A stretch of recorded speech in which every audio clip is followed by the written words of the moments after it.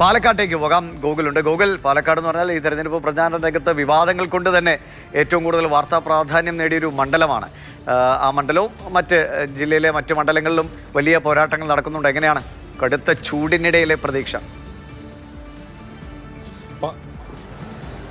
പാലക്കാട് പ്രധാനമായും സംസ്ഥാനം ഒട്ടാകെ ഉറ്റുനോക്കുന്ന രണ്ട് മണ്ഡലങ്ങളിലാണ്. ഒന്ന് പാലക്കാട് നിയോജക മണ്ഡലം, മറ്റൊന്ന് തൃത്താല എന്നുള്ളതാണ്. പാലക്കാട് വലിയ ത്രികോണ മത്സരം, വിവാദങ്ങളിൽ എന്നും നിറഞ്ഞു നിൽക്കുന്ന ഒരു മണ്ഡലമാണ് പാലക്കാട്.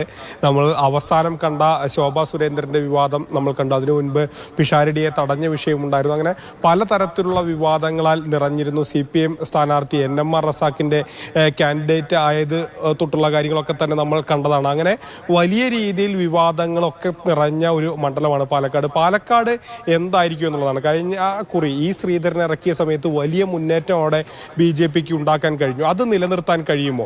NMR റസാഖ് കൂടുതൽ ഏത് വോട്ടുകൾ പിടിക്കും, അത് തങ്ങൾക്ക് അനുകൂലമാക്കാൻ കഴിയുമോ തുടങ്ങിയ കാര്യങ്ങളാണ് BJP പ്രതീക്ഷ അർപ്പിക്കുന്നത്. BJP പറയുന്നത് ഒരു 40,000-ന് മുകളിലേക്ക് വോട്ടിന് NMR റസാഖ് കടക്കാൻ കഴിഞ്ഞാൽ അതൊരു പക്ഷേ തങ്ങളുടെ വിജയമാക്കും ഉണ്ടാവുക. കാരണം പിഷാരടിക്ക് കിട്ടേണ്ട വോട്ടുകളിലായിരിക്കും അത് വിള്ളലുണ്ടാക്കുക. അത് തങ്ങൾക്ക് ഗുണമാകും എന്നുള്ളതാണ് BJP ക്യാമ്പ് പ്രതീക്ഷ അർപ്പിക്കുന്നത്.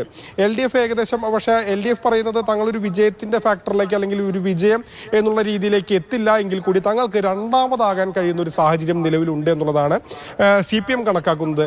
UDF ഒരു ശക്തമായ വിജയം തന്നെ ഇവിടെ പ്രതീക്ഷിക്കുന്നുണ്ട്. ഏകദേശം ഒരു 6,000-ന് മുകളിൽ വോട്ടിലൊക്കെ തന്നെ ഇവിടെ ജയിക്കാൻ കഴിയുമെന്നുള്ളൊരു പ്രതീക്ഷ UDF ക്യാമ്പിനും നിലനിൽക്കുന്നു. ഇതിലെ ഏറ്റവും ശക്തമായ മത്സരം ജില്ലയിൽ ആകെ തന്നെ നടന്നത് തൃത്താലയിലാണ്. കാരണം തൃത്താലയിൽ നമ്മൾ ഇരു മുന്നണികളോടും ചോദിക്കുമ്പോൾ അവർ കൃത്യമായൊരു തങ്ങൾ ജയിക്കും എന്നുള്ളതിനപ്പുറത്തേക്ക് എത്ര വോട്ടിന് ജയിക്കും അല്ലെങ്കിൽ ഒരു വലിയൊരു കോൺഫിഡൻസ് UDF ക്യാമ്പിനോ LDF ക്യാമ്പിനോ ഇല്ല എന്നുള്ളതാണ്. കാരണം അങ്ങനെ ഒരു മത്സരമാണ് തൃത്താലയിൽ നടന്നത്. നമ്മൾ LDF പ്രവർത്തകരോടൊക്കെ ചോദിക്കുമ്പോൾ തന്നെ ജയിക്കും, പക്ഷേ എത്ര വോട്ടിനാണെന്ന് പറയാൻ കഴിയില്ല എന്ന് പറയാം. അതുപോലെ തന്നെ UDF-കാരോട് ചോദിക്കുമ്പോൾ UDF-കാരും പറയും ജയിക്കുമായിരിക്കും, പക്ഷേ എത്ര വോട്ടിനാണെന്ന് പറയാൻ കഴിയില്ല.